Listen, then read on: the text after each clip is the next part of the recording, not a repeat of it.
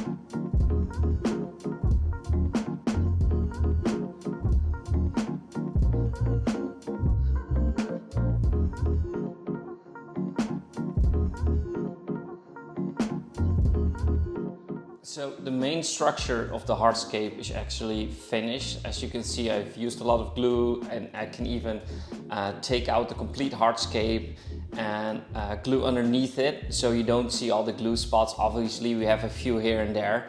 And now we need to fill up the crevices a little bit because we're gonna do some soil at the back and sand in the front, and we don't want to have it roll forward.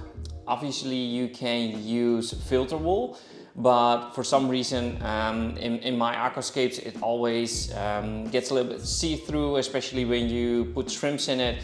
I think they pull it out a little bit because they're, you know, searching in between for food and other stuff, and we want some more, a little bit more depth. We're not going to use obviously the really big rocks, so we're going to use some, I can have a whole bucket here with tinier rocks. Oh, with tiny rocks, and we're just trying to fill it in a little bit, and we let these loose. We're not going to glue them to the base.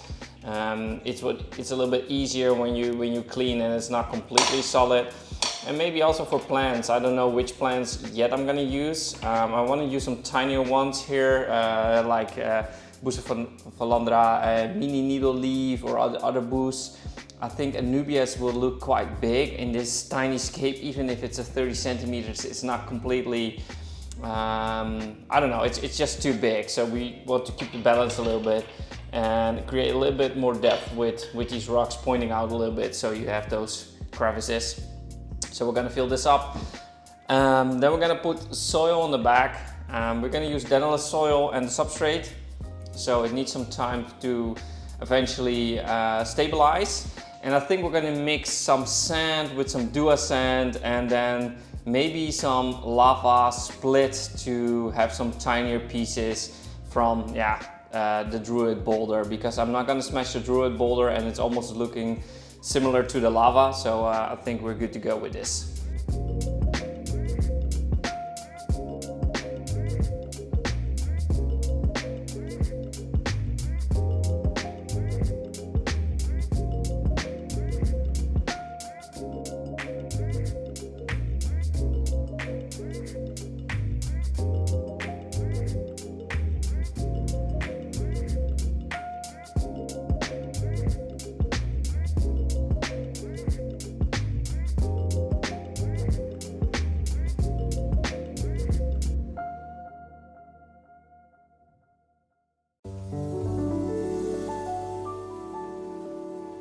So we turn it around, the soil is in, the substrate is in.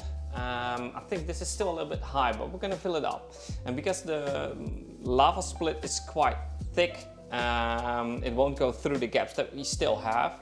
A little bit on this side, you can see it's a little bit lower, so you can see some of the soil falling off. So I will try to throw as much sand as possible here on the front layer, and also a little bit shove it in between with the brush that we have. And I will use ADA Colorado sand, which is a little bit reddish. I really like that.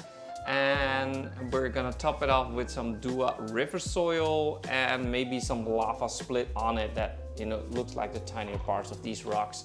And it will just give a nice detail. And then I think it's already time to plant the whole scape.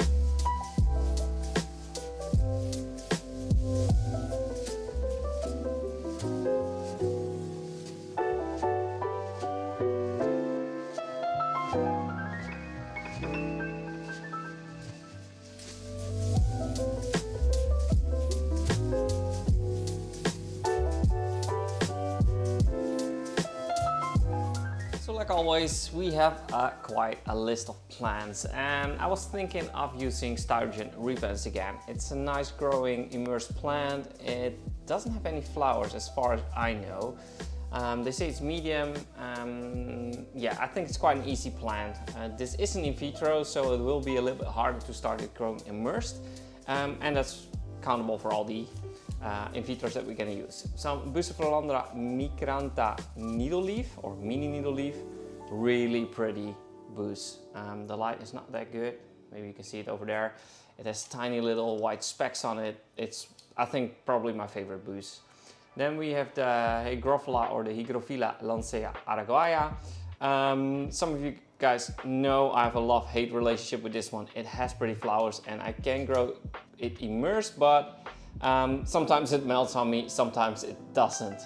HYDROCOTYLE TRIPARTITA mini, lovely plant, super easy. This is just a pure beginner plant. And then I'm gonna try one that I think is maybe a little bit too big, but I like seeing it in like Wabikusa setups. It's the Ranunculus INUNDATUS. Yeah, give it a name.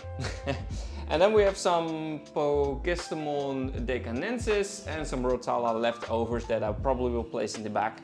They are my favorite, so we're gonna use them as well.